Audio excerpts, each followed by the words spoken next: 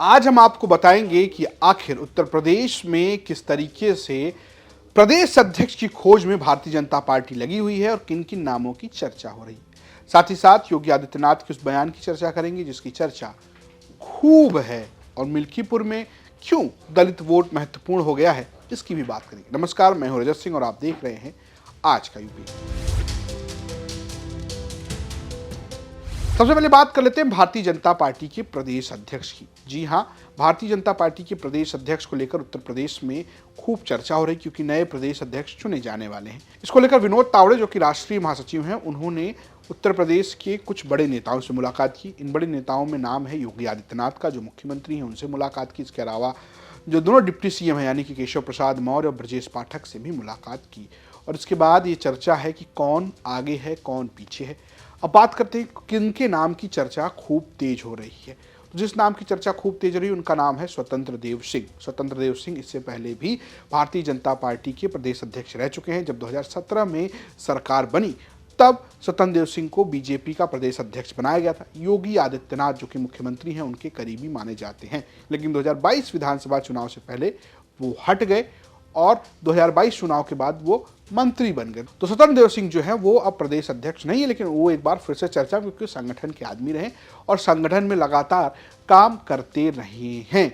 लेकिन बड़ा सवाल ये कि क्या पुराने चेहरे पर दांव खेलेगी। हालांकि जाति समीकरण में फिट बैठते हैं क्योंकि वो कुर्मी समुदाय से आते हैं जो कि ओबीसी है और भारतीय जनता पार्टी को इस वक्त कुर्मी वोटर्स की ज़रूरत बहुत है क्योंकि एक तरफ वो जो वोटर है वो अपना दल के नाम पे भी बीजेपी को वोट तो करता है, लेकिन उनके पास अपना कोई बड़ा चेहरा नहीं है जो कुर्मी वोटरों को साध सके।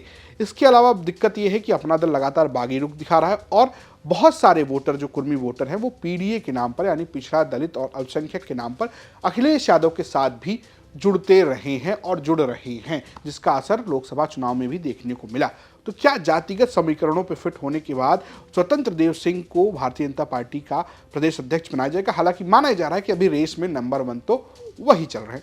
इसके अलावा एक और नाम की चर्चा है, वो है कि किसी दलित समुदाय से आने वाले व्यक्ति को प्रदेश अध्यक्ष बनाया जा सकता है।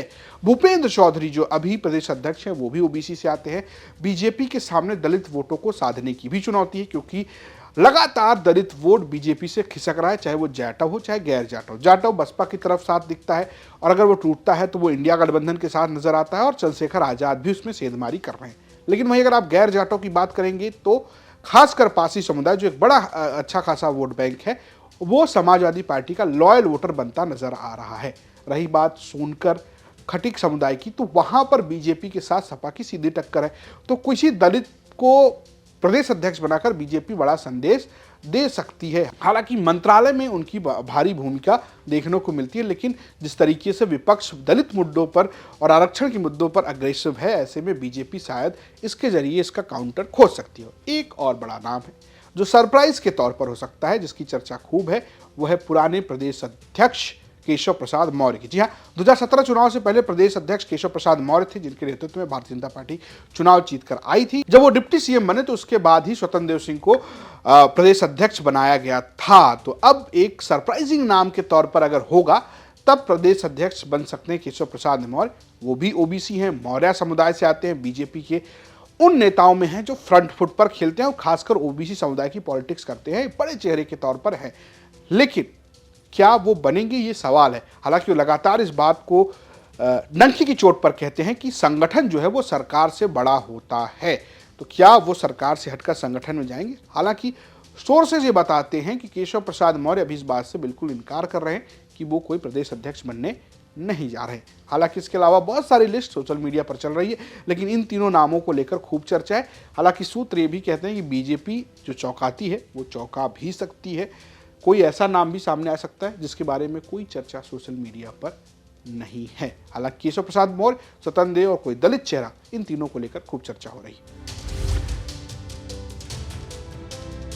अब बात करते हैं दिन की दूसरी खबर की। बात उत्तर प्रदेश के मुख्यमंत्री योगी आदित्यनाथ के एक बयान की। दरअसल संभल या मंदिर मस्जिद विवाद को लेकर लगातार उत्तर प्रदेश में चर्चा है।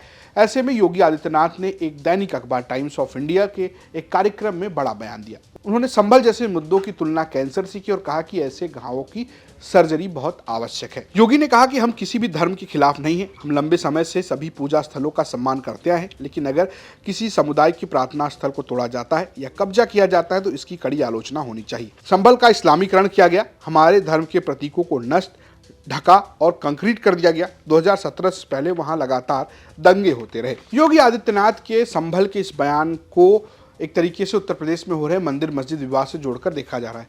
एक तरफ सुप्रीम कोर्ट ने सभी विवादों पर एक तरीके से स्टे लगा दिया। उसने कहा है कि जब तक हम वर्शिप एक्ट 1991 पर सुनवाई कर रहे हैं तब तक किसी तरीके की पर आप कोई जो निचली आयत है वो कोई फैसला नहीं दे सकती है, कोई याचिका नहीं आ सकती है, कोई आदेश पारित नहीं हो सकता, कोई सर्वे नहीं हो सकता है। दरअसल सिर्फ संभल का जामा मस्जिद नहीं बल्कि काशी विश्वनाथ, ज्ञानवापी, मथुरा का ईदगाह शाही मस्जिद, इसके अलावा जौनपुर की अटाला, अलीगढ़ की जामा मस्जिद और तमाम मस्जिदें, बदायूं की भी जामा मस्जिद को लेकर बड़े सारे याचिकाएं जो हैं, बड़ी सारी याचिकाएं दर्ज हैं और लगातार ये बात कही जा रही है कि यहाँ सर्वे कराया जाए, यहाँ हिंदू मंदिर है, यहाँ दूसरे धर्मों के धर्म स्थल रहे हैं।